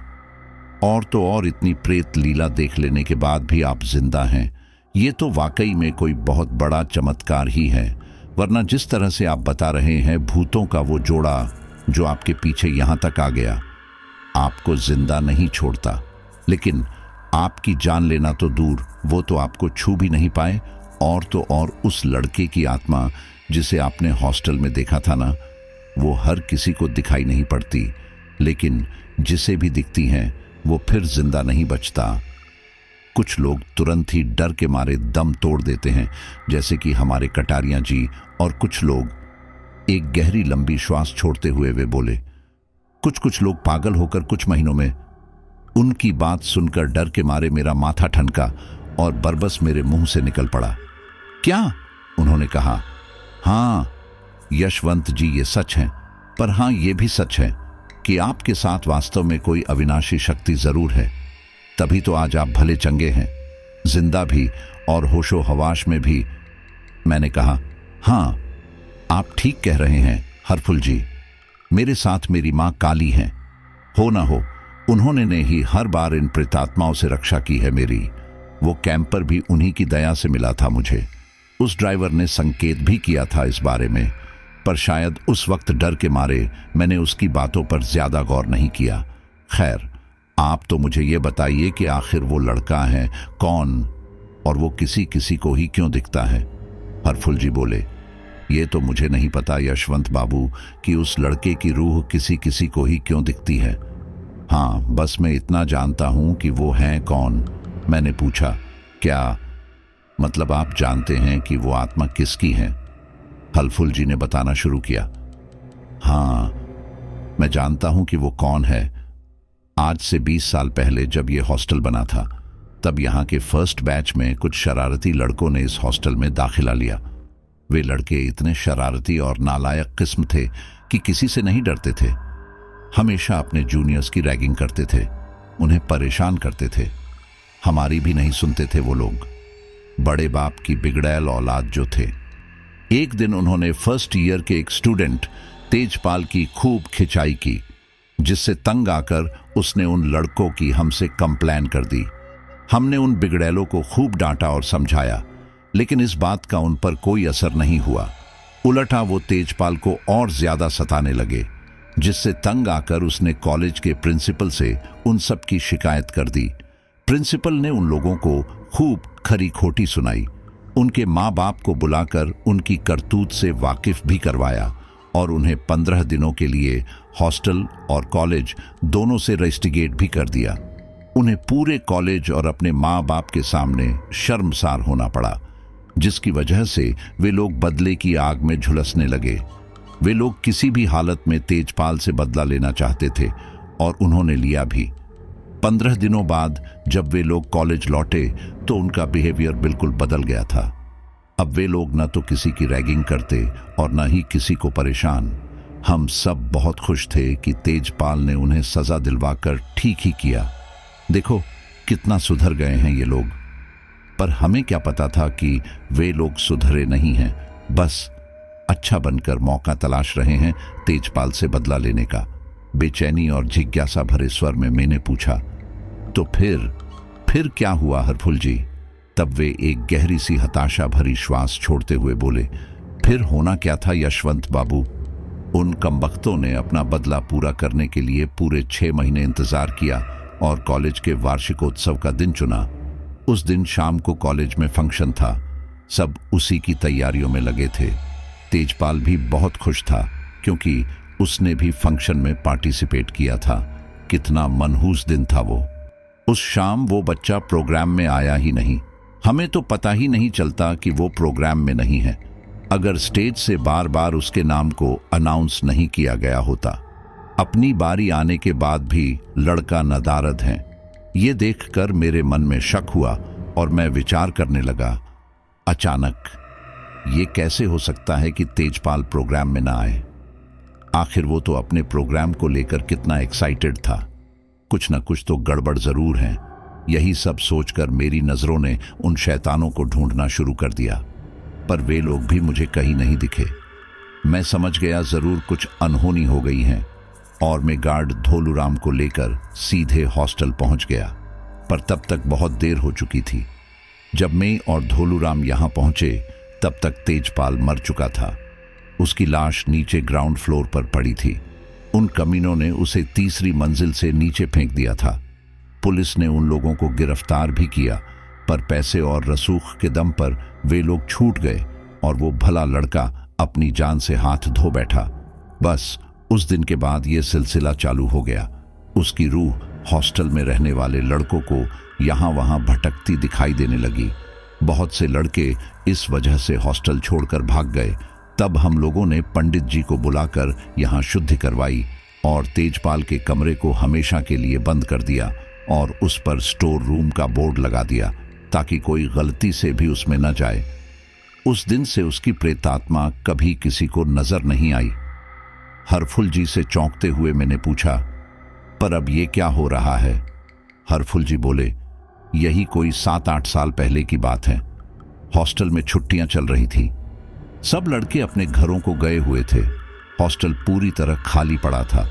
उस वक्त हम भी अपने घर गए हुए थे। यहाँ पर सिर्फ एक गार्ड था ड्यूटी पर। उस वक्त मौका पाकर 2 चोर घुस आए हॉस्टल में। हॉस्टल में तो कुछ था नहीं, पर तीसरी मंजिल पर तेजपाल के कमरे पर स्टोर रूम का बोर्ड देखकर मूर्खा ने लालचवश उसका ताला तोड़ दिया और अंदर घुस गए। सुबह दोनों की जगह जगह से नोची हुई आधी अधूरी लाश ही मिली। साथ ही साथ उन लोगों की बेवकूफ़ी के कारण एक बार फिर हॉस्टल में उस प्रेतात्मा का भय व्याप्त हो गया जो आज तक बरकरार है। हम आज भी उसके कमरे को बंद ही रखते हैं, पर वो अब आज़ाद हैं। लेकिन हाँ, अब वो हर किसी को नहीं दिखता। फिर भी हमने हॉस्टल के लड़कों, खासकर तीसरी मंजिल में रहने वाले लड़कों को स्पष्ट हिदायत दे रखी है कि चाहे जो भी कुछ हो, वे लोग रात को बिना वजह अपने कमरों से बाहर नहीं आएंगे, और अगर कभी किसी कारणवश उन्हें बाहर आना पड़े तो ग्रुप में ही बाहर निकले। मैंने कहा, क्या ये आप क्या कह रहे हैं हरफुल जी? ये तो मतलब एकदम सुसाइड करने जैसी बात है। आखिर लड़के रह कैसे लेते हैं यहाँ? उन्होंने बताया, अब देखिए, रह रहे हैं और हम भी तो रह ही रहे हैं ना यहाँ, वो भी पिछले 20 सालों से।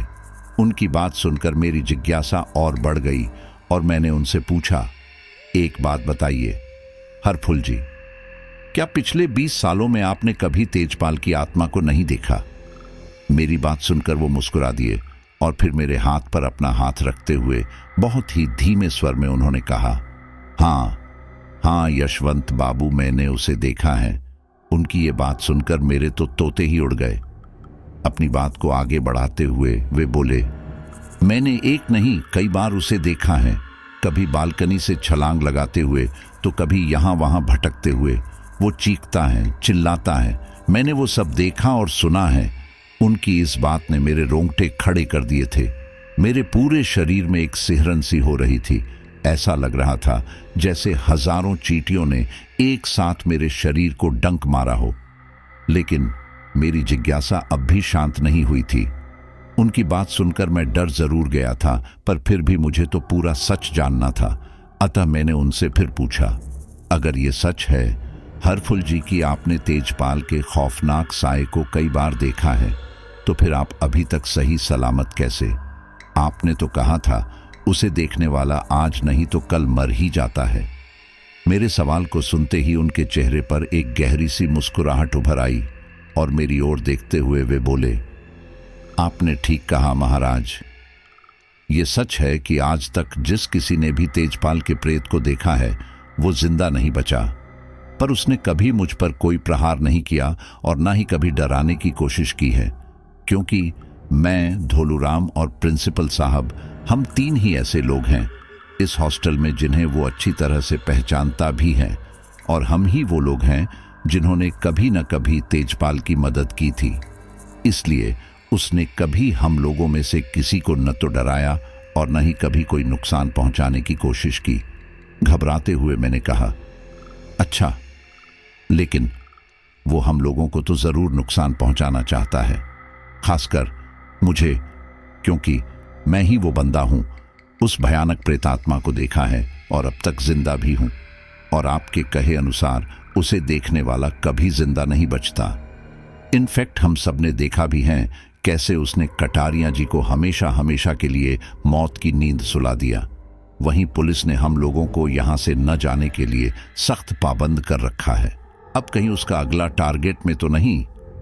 मुझे धीर बंधाते हुए उन्होंने कहा, हो सकता है यशवंत बाबू, क्योंकि आपने सबसे पहले उसे देखा है तो वो आपकी जान लेने की कोशिश जरूर करेगा। लेकिन हाँ, इस बात में भी कोई शक नहीं है कि अब तक उसने आपको डराने और मारने की कोशिश नहीं की होगी। पर कोई अदृश्य शक्ति तो जरूर है जो आपकी इन सब प्रेतात्माओं के बीच रक्षा कर रही है। आप तो बस उसी का हाथ थामे रखिए। मैंने कहा, आप ठीक कहते हैं हरफुल जी। अब केवल मां काली ही हैं जो मुझे तेजपाल के उस खौफनाक प्रेत और उन दो भटकती आत्माओं से बचा सकती हैं। हाथ जोड़ते हुए मैंने माँ से प्रार्थना की, जय माँ काली, जय माँ काली, रक्षा करना मैया। और मैं आगे बोला, पता नहीं कमबख्त ये पोस्टमार्टम रिपोर्ट कब आएगी और कब पुलिस का शक हम सबसे दूर होगा। हरफुल जी बोले, पता नहीं यशवंत जी, पर अब लगता है आज की रात तो आपको यही इसी हॉस्टल में गुजारनी पड़ेगी। तब मैंने उनसे रिक्वेस्ट करते हुए कहा, क्या आप मेरा एक फेवर कर सकते हैं हरफुल जी? वे बोले, जी फरमाइए हुजूर, क्या खिदमत कर सकते हैं हम आपकी? बड़े ही विनम्र स्वर में मैंने कहा, बस सिर्फ इतना कीजिए जनाब कि मुझे दूसरी मंजिल या ग्राउंड फ्लोर पर कोई कमरा दे दीजिए। मैं यहाँ उस स्टोर रूम के सामने नहीं रह सकूंगा और अब तो कटारियाँ जी भी नहीं हैं। मैं यहाँ नहीं रह सकता, प्लीज मुझे कोई और कमरा दे दीजिए। वे बोले, मैं आपकी प्रॉब्लम समझ रहा हूँ यशवंत बाबू, लेकिन आप तो जानते हैं सेमिनार की वजह से हॉस्टल का एक एक कमरा फुल है। मैं क्या कर सकता हूँ, अब आप ही बताइए। मैंने एक बार फिर रिक्वेस्ट करते हुए कहा, कहीं कुछ थोड़ा सा एडजस्टमेंट करवा दीजिए प्लीज। मैं यहाँ और नहीं रह सकता, खुद आप भी जानते हैं यहाँ कितना खतरा है मेरी लाइफ को। तब उन्होंने कुछ देर सोच विचार करने के बाद कहा, सिर्फ एक जगह है जहां मैं आपको ठहरा सकता हूं। मैंने पूछा, कहां? वे बोले, मेरे अपने कमरे में, क्योंकि फिलहाल और कोई कमरा खाली नहीं है और कटारिया जी की डेथ हो जाने के बाद कोई भी अपना रूम यहां शिफ्ट करने के लिए तैयार नहीं होगा। मैंने कहा, ओके कोई बात नहीं, मैं आपके साथ ही रह लूंगा, प्लीज आप मेरा सामान शिफ्ट करवा दीजिए अपने कमरे में। तब उन्होंने पियोन को बुलाकर मेरा सामान अपने रूम में रखवा दिया और अपने रूम में फर्श पर ही एक दो गद्दे बिछाकर मेरा बिस्तर भी लगवा दिया। मैं भी हरफुल जी के साथ ग्राउंड फ्लोर पर उनके रूम में आ पहुंचा। अब मुझे थोड़ा इत्मीनान था क्योंकि अब मैंने तीसरी मंजिल को छोड़ दिया था। मैं सुकून से अपने बिस्तर में जाकर सो गया। आखिर 2 रातों की नींद जो बाकी थी, आज मुझे बहुत गहरी नींद आ गई थी। मैं ऐसा सोया कि सीधे रात को डिनर के वक्त हरफुल जी ने ही मुझे जगाया। हम लोगों ने साथ में डिनर किया और फिर मैंने अपनी दवाइयाँ ली। दवाई वगैरह लेने के बाद मैं फ्रेश होने के लिए वॉशरूम की तरफ गया। वॉशरूम मेरे रूम के ठीक सामने की कॉरिडोर में ही सबसे लास्ट था। मैंने फ्रेश होकर जैसे ही वॉशरूम से बाहर निकलने के लिए दरवाज़ा खोलने की कोशिश की तो दरवाज़ा नहीं खुला, जैसे जाम हो गया हो। मैंने भी यही सोचा कि शायद दरवाज़ा जाम है, इसलिए मैंने दोबारा कोशिश की, लेकिन फिर भी दरवाज़ा नहीं खुला। ऐसा लग रहा था जैसे किसी ने दरवाज़ा बाहर से बंद कर दिया हो। मैंने लगातार कई बार दरवाज़ा खोलने की कोशिश की, पर दरवाज़ा जस का तस ही रहा। मैंने जोर जोर से हरफुल जी, धोलूराम और उनके पियोन को आवाज़ लगाई, पर सब कुछ व्यर्थ ही गया। वॉशरूम से हमारा कमरा काफ़ी दूर था। वहीं हरफुल जी हॉस्टल में राउंड पर निकल गए थे। धोलूराम बाहर मैन गेट पर तैनात था और पियोन अपने घर जा चुका था, इसलिए किसी ने मेरी आवाज़ नहीं सुनी। मैं चिल्लाता रहा, पर सामने से कोई रिस्पॉन्स नहीं आया और न ही दरवाज़ा खुला। मैं समझ गया था कि ज़रूर कुछ न कुछ बुरा होने वाला है, लेकिन करता भी क्या। अंततः थक हार कर मैं चुप हो गया। मैं बस मन ही मन माँ को याद कर रहा था। ठीक उसी वक्त मुझे फिर से वही पायल की झनकार सुनाई देने लगी। चुड़ियों के खनकने की आवाज़ भी आने लगी। मैं डर के मारे बुरी तरह सहम गया था। मुझे सब कुछ साफ सुनाई दे रहा था। इन सब आवाज़ों के साथ साथ मुझे 2 लोगों के आपस में बात करने की आवाज़ भी आ रही थी। मेरा दिल बैठा जा रहा था। मैं वॉशरूम के एक कोने में दुबक कर बैठ गया था। मैंने मन ही मन माँ काली को याद किया। हे माँ, लगता है ये तो वहीं प्रेतात्माएं हैं, पता नहीं अब क्या होगा। मेरी रक्षा करना माँ, प्लीज सेव मी। धीरे धीरे वो आवाज़ें और तेज होने लगी। बाहर हवा का प्रवाह और तेज हो गया था। चहुं ओर एकदम डरावना सा माहौल बन गया था। वॉशरूम की लाइटें अपने आप ऑन ऑफ हो रही थी। डर के मारे मेरी हालत खराब हो गई थी। पता नहीं अब और क्या देखना बाकी था। थोड़ी देर बाद बहुत से लोगों के चलने की आवाज़ें जोर जोर से आने लगी। ऐसा लग रहा था कि 6-7 लोगों का कोई ग्रुप है। थोड़ी देर ऐसी ही आवाज़ें आती रही और फिर एकाएक सब कुछ शांत हो गया। सब कुछ शांत होते ही मैंने फिर से दरवाज़ा अनलॉक करने की कोशिश की और इस बार मेरी किस्मत ने मेरा साथ दिया। वॉशरूम का दरवाजा एक ही झटके में खुल गया। मैं भी बस इसी इंतजार में था। सो दरवाजा खुलते ही बाहर की तरफ लपका, लेकिन वॉशरूम से बाहर आते ही मैंने जो देखा वो वाकई में इतना भयावह था जिसकी तो मैंने कभी कल्पना ही नहीं की थी। वो नज़ारा देखकर मेरा रोम रोम सिहर उठा था। वहां मेरे सामने केवल एक दो आत्माएं नहीं, बल्कि एक साथ कई खौफनाक साएं सजीव बने खड़े थे। एक साथ कई सारी प्रेतात्माओं ने मुझे घेर लिया था। एक साथ इतनी आत्माओं को देखना साक्षात मौत से मुखातिब होने जैसा था मेरे लिए। मैं बुरी तरह कांप रहा था। मुझ पर एक बेहोशी सी छा रही थी। वो खौफनाक मंजर देखकर मैं लगभग बेहोश ही होने वाला था, लेकिन उस वक्त हिम्मत करके मैंने खुद को संभाला। पता नहीं उस वक्त मेरे भीतर वो आत्मबल कहां से उत्पन्न हो गया था। मैंने उस वक्त न केवल खुद को संभाला वरन अपने डर का सामना भी किया। वो खौफनाक आत्माएं विचित्र सी आवाजें निकाल रही थी और धीरे धीरे मेरी तरफ आगे बढ़ रही थी। जैसे जैसे वो सब आगे बढ़ रही थी, मुझे उनका धुंधला सा मायावी चेहरा नजर आ रहा था। वे कुल 6 प्रेत थे। एक तो खुद तेजपाल की आत्मा, दूसरी कटारिया जी का प्रेत, तीसरी वो 2 आदमी और औरत की रूहें जो मेरे पीछे पड़ी थी। उसके अलावा 2 और आत्माएं थी। मैं उन्हें नहीं पहचानता था कि आखिर वो किसकी हैं, लेकिन हाँ, वो 2 प्रेत शायद उन चोरों के होंगे जिन्हें तेजपाल की आत्मा ने मौत के घाट उतार दिया था। लेकिन मैं सिर्फ अंदाजा ही लगा सकता था, क्योंकि मैंने उन चोरों के शव नहीं देखे थे। सो उन्हें पहचान पाना मेरे लिए संभव नहीं था। वो सारी दुष्ट आत्माएं मेरे खून की प्यासी हो चुकी थीं। जब तेजपाल का प्रेत और उन स्त्री पुरुष की आत्माएं अकेले मेरा कुछ न बिगाड़ सकी, तो उन सब ने मिलकर मुझ पर हमला किया। उन्होंने अपनी भूतिया शक्ति से मुझ पर प्रहार किया, जिसकी वजह से मैं गेंद की तरह उछलकर दीवार से जा पछड़ा। मेरे दाहिने कंधे और सर पर गहरी चोट आ गई। मेरे माथे से खून टपकने लगा था, जिसे देखकर उन शैतानी आत्माओं की लार टपकने लगी थी। मैं जमीन पर लाश की तरह पड़ा हुआ था। एक तो पहले से ही मेरी तबीयत इतनी ज्यादा खराब थी, उस पर इतनी जोरदार मार। मैं समझ गया था कि आज मेरी अंतिम घड़ी आ गई है। ये शैतानी रूहें मेरा पीछा तब तक नहीं छोड़ेगी जब तक कि मेरी जान ही न ले ले। लेकिन मैं इतनी आसानी से हार नहीं मान सकता था। आखिर मेरी जान पर जो बनाई थी, और ये तो हम सब जानते ही हैं कि चाहे इंसान हो या जानवर, कमजोर हो या बलवान, जब भी किसी जीव के प्राण संकट में पड़ जाते हैं वो साक्षात रणचंडिका बन जाता है।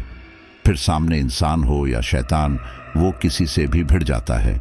ये तो मैं भी जानता था कि मैं उन प्रेतात्माओं से नहीं लड़ सकता, पर अपनी जान बचाने के लिए कोशिश तो कर ही सकता हूं।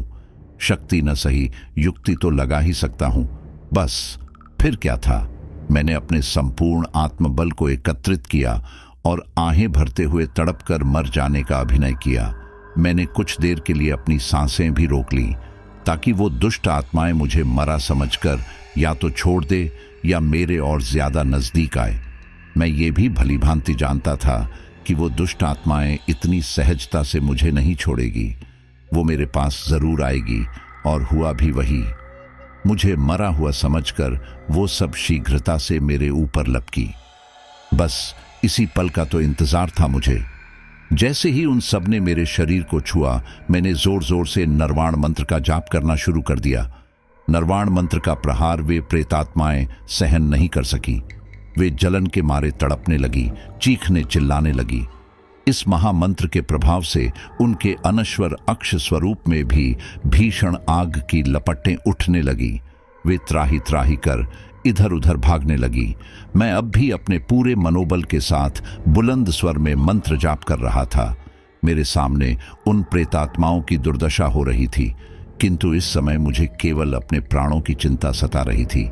इसलिए मैंने उन पर तनिक भी दया नहीं दिखाई। यदि मैं उन पर दया दिखाता तो वे सब मिलकर मुझे कच्चा चबा जाती। बस इसलिए मैं निरंतर मां जगदम्बा के इस महामंत्र का जाप करता रहा, तब तक जब तक कि वे दुष्ट आत्माएं इसके ताप से त्रस्त होकर भाग न जाएं। जैसे ही वे आत्माएं वहां से ओझल हो गई, मैं तुरंत वहां से भाग निकला। मैंने जल्दी से हरफुल जी के रूम से अपना बैग उठाया और उसी क्षण वो हॉस्टल छोड़ दिया। बाहर धोलूराम को मैंने हरफुल जी को इन्फॉर्म करने के लिए कह दिया। उसने मुझे रोकने की कोशिश भी की, लेकिन मैंने उसे अपनी जान खतरे में होने की बात बता दी। मैंने उसे तेजपाल के प्रेत से अपनी जान खतरे में होने की बात बताई। फिर क्या था, तेजपाल की आत्मा के सच को वो जानता था, इसलिए उसने मुझे नहीं रोका। मैं भागता दौड़ता लंबे लंबे कदम भरता चला जा रहा था, ताकि जितनी जल्दी हो सके किसी सुरक्षित स्थान पर पहुंच सकूं, एक ऐसी जगह जहां वो खौफनाक प्रेतात्माएं ना आ सके। जामनगर की उन सुनसान सड़कों पर एक बार फिर मैं निकल पड़ा था, एक नई मंजिल की तलाश में। मैं बिना इधर उधर देखे बस चले ही जा रहा था। अब तो मैं हॉस्टल से भी काफी दूर निकल आया था, इसलिए अब मन को थोड़ा सुकून मिल रहा था। अब तक सब शांत ही था। मुझे लगा अब शायद खतरा टल गया है, लेकिन थोड़ी ही देर में मुझे अपने पीछे किसी के चलने की आवाजें आने लगी। ये ठीक वैसी ही आवाजें थीं जैसी मैंने हॉस्टल में सुनी थी। वहीं किसी आदमी के चलने पर आने वाली बूटों की खौफनाक आवाज, और वो सैंडल की ठप ठप वाली तीखी आवाज, साथ में चूड़ियों के खनकने और पायल के झनकने की वो डरावनी आवाजें फिर से मेरे कानों में गूंजने लगी थीं। इन सब के बीच रात के सन्नाटे को चीरती हुई किसी औरत के बार बार खनक कर हंसने की आवाज भी रह रहकर मेरे कानों में गूंज रही थी। मैं समझ गया था, ये उन्हीं दोनों आदमी और औरत की आत्माएं हैं जो पहली रात से ही मेरा यहां वहां पीछा कर रही हैं। पर मैं ये समझ ही नहीं पा रहा था कि आखिर वे दोनों ऐसा कर क्यों रहे हैं। मैंने क्या बिगाड़ा है, उनका क्यों पड़े हैं ये लोग मेरे पीछे। ये सब सवाल यकायक मेरे मन में उठने लगे थे, और उठे भी क्यों ना। आखिर क्या चाहते थे वो दोनों मुझसे। लेकिन चाहे कुछ भी हो, इतना तो मैं जानता था कि अब मुझे पलटकर पीछे नहीं देखना है।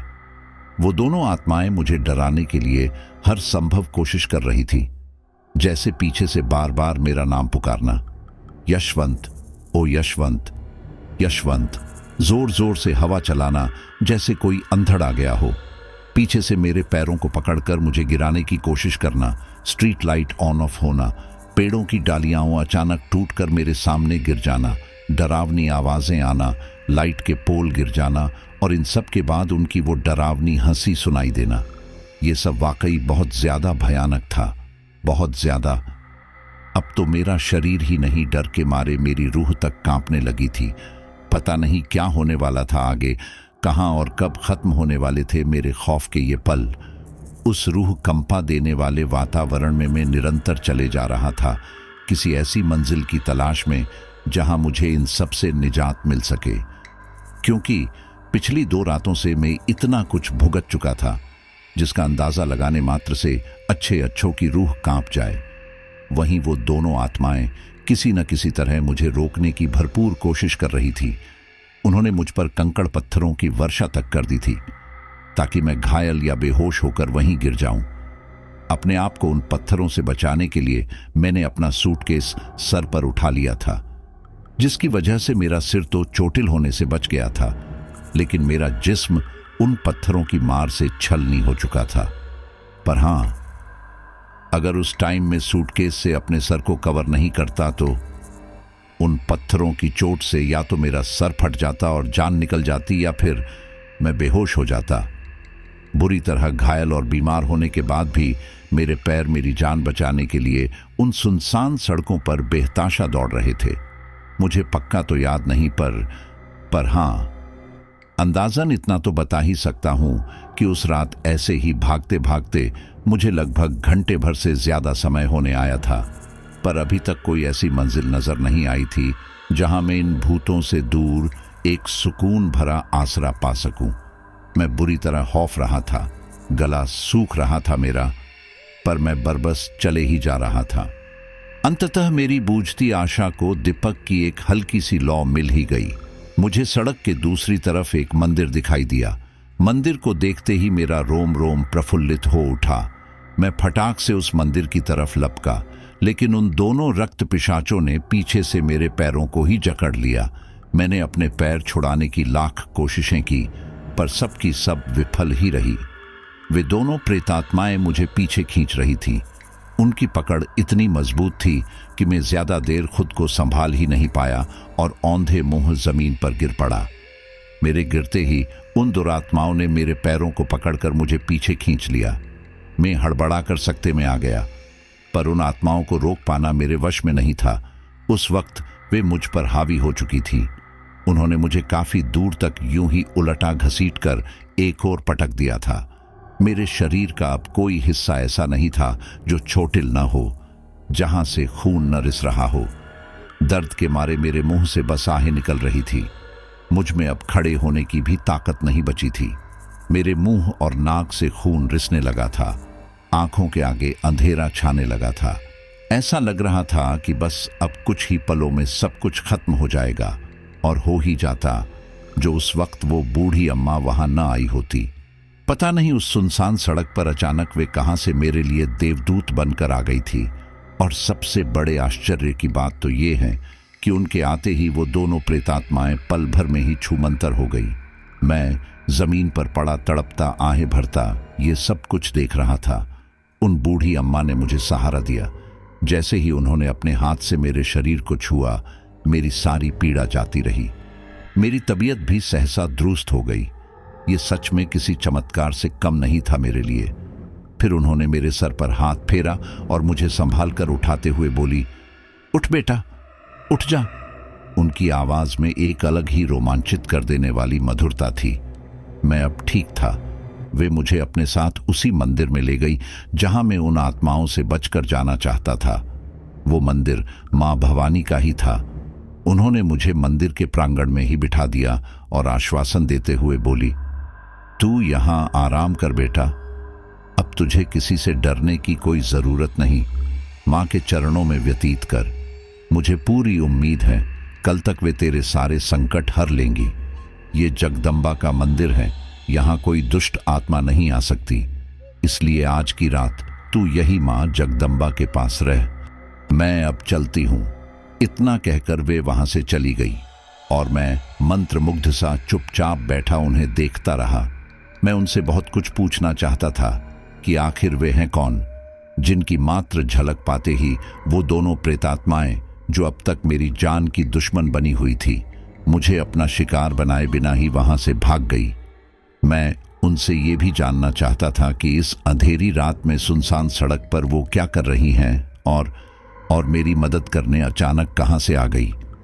पर अफसोस, मैं उनसे कुछ भी नहीं जान पाया। मैं तो बस मंत्रमुग्ध होकर उनकी अनुपम छवि को निहारता रहा और उनके मधुर वचन सुनता रहा। सच कहूं तो उनके चले जाने के बाद ही मुझे इन सब बातों का ख्याल भी आया, वरना मैं तो बस उनके मुखारविंद के तेज को देखकर ही अभिभूत हो चुका था। खैर, जो कुछ भी हो, लेकिन अब इतना तो तय था कि वे दोनों प्रेतात्माएं यहां मेरा कुछ नहीं बिगाड़ सकती थी। सो अब मैं वही मां के चरणों में सुकून से सो गया। सुबह सीधे पंडित जी ने आकर ही मुझे जगाया। मैंने उठते ही सबसे पहले मां को प्रणाम किया और मन ही मन नए जीवन के लिए धन्यवाद भी दिया। ये नया जीवन ही तो था मेरे लिए। अगर रात को वो वृद्ध माता आकर नहीं बचाती मुझे, तो मैं आज का सूरज कभी नहीं देख पाता। मंदिर से निकलकर मैंने एक होटल में चेक इन किया। वहां जाकर नहा धोकर फ्रेश होने के बाद सुकून से चाय नाश्ता किया। तभी मेरा फोन रिंग हुआ। मैंने फोन उठाया तो देखा उसमें हरफुल जी के 20 से ज्यादा मिस्ड कॉल थे। मैंने तुरंत कॉल रिसीव किया। मेरी आवाज सुनते ही वे चहकते हुए बोले, भगवान का लाख लाख शुक्र है यशवंत बाबू कि आप सही सलामत हैं, वरना जब से धोलू राम ने हमें आपके विषय में बताया है, हमारा तो चैन ही खो चुका था। हमने कई कॉल किए आपको, पर आपने एक भी उठाया ही नहीं, जिसकी वजह से हम बहुत डर गए थे भाई। उन्होंने एक ही सांस में सब कुछ बोल दिया। अब मैं उन्हें क्या बताता कि कल रात मैंने क्या क्या भुगता है, कैसी कैसी आवाजें सुनी हैं। भला उन भयानक आवाजों के बीच इस बेचारे फोन की आवाज कहां सुनाई देने वाली थी मुझे। खैर, वो सब तो ठीक है, पर जैसे ही उन्होंने मुझे ये बताया कि कटारिया जी की पोस्टमार्टम रिपोर्ट आ गई है, उसमें उनकी मौत की वजह हार्ट अटैक डिक्लेयर हुई है, अतः पुलिस ने हम सबको क्लीन चिट दे दी है। अब किसी पर कहीं भी आने जाने की कोई पाबंदी नहीं है। बस फिर क्या था, मैंने ना आव देखा ना ताव, सीधे अपने घर लौट जाने का डिसीजन लिया और तुरंत ही स्टेशन जाकर बस पकड़ी। मैं हरफुल से मिलना तो चाहता था, पर एक बार फिर हॉस्टल का रुख करना मेरे लिए खतरे से खाली नहीं था। अगर मैं इस बार वापस हॉस्टल चला जाता तो वो सारी की सारी प्रेतात्माएं मुझे इस बार वहां से जिंदा कतई नहीं लौटने देती। ये बात हरफुल भी जानते थे, इसलिए खुद उन्होंने भी मुझे दोबारा कभी मुड़कर भी वहां न लौटने की ही सलाह दी। मैं शाम तक अपने घर सही सलामत अपने घर पहुंच गया। घर पहुंचकर मैंने पूर्णतया राहत की सांस ली और आज तक मुड़कर कभी उस हॉस्टल तो क्या जामनगर की तरफ भी नहीं देखा। लेकिन अब भी खौफ के वे भयानक पल मेरी आंखों में, मेरे ज़हन में इस कदर बस गए हैं कि उनसे निजात पाना मैंने वश में नहीं है। उन दोनों आदमी और औरत की वो खौफनाक आत्माएं आज भी मुझे नजर आती हैं। जब भी कभी अकेला होता हूं तब वे दोनों खौफनाक साए मुझे नजर आते हैं। उनकी डरावनी आवाजें अब भी मेरे कानों में गूंजती हैं। मुझे हरदम उनके मेरे आसपास होने का आभास होता है, इसलिए मैं हरदम मंत्र शक्ति से सिद्ध कलेवा अपनी कलाई पर बांधता हूं ताकि वो दोनों भटकती रूहें मुझे कोई हानि न पहुंचा सके। उन दोनों आत्माओं की स्टोरी मैंने एक पैरानॉर्मल एक्सपर्ट के साथ शेयर की थी, क्योंकि मैं जानना चाहता था कि आखिर क्या वजह है जो दूसरी आत्माओं की तरह ये दोनों आत्माएं मेरा पीछा क्यों नहीं छोड़ रही हैं। तब उन्होंने मुझसे पहली बार उन प्रेतों को देखने की कहानी पूछी। जब मैंने उन्हें उस रात की घटना के बारे में बताया तब वे बोले, बस यही तो वजह है कि वे दुरात्माएं तुम्हारा पीछा नहीं छोड़ रही, क्योंकि दूसरी आत्माएं खुद तुम्हें डराने और नुकसान पहुंचाने आई थी, पर इन दोनों आत्माओं के पास तुम खुद गए थे, वो भी मदद मांगने। ऐसा करके तुमने खुद उन्हें आमंत्रित किया है। सो ये दोनों जीवन भर तुम्हारा पीछा नहीं छोड़ेगी, इसलिए तुम्हें ताउम्र इनसे सावधान रहना ही होगा। बस तब से मेरा हर एक पल खौफ का पल है जो कभी खत्म नहीं हो सकता। जब कभी मैं असावधान हो जाता हूं, वो खौफनाक साएं मौत बनकर मेरे सर पर मंडराने लगते हैं। ये मेरा सच है, मेरी जिंदगी का हिस्सा बन चुके हैं वो खौफ के पल। तो साथियों, ये थी यशवंत की आप बीती जो आपने मेरी जुबानी में सुनी है, और मुझे पूरा यकीन है कि ये स्टोरी आपको बहुत ही ज्यादा पसंद आई होगी। हालांकि काफी कम लोग ऐसे होते हैं जो सबसे आखिर तक कहानी को सुन रहे होते हैं, तो अगर आप उन चुनिंदा लोगों में से बचे हैं जो आखिर तक कहानी का लुत्फ उठा रहे हैं, तो आपका बहुत बहुत धन्यवाद। और आप कमेंट करके मुझे ये भी बता सकते हैं कि ये स्टोरी आपको कितनी पसंद आई है। और अगली जो स्टोरी है वो भी आपके सामने जल्द ही आने वाली है, वो भी बहुत ही कमाल की होने वाली है। तो तब तक के लिए आप अपना ख्याल रखिए, और अपना ही क्यों बल्कि दूसरों का भी ख्याल रखिए। बहुत बहुत धन्यवाद।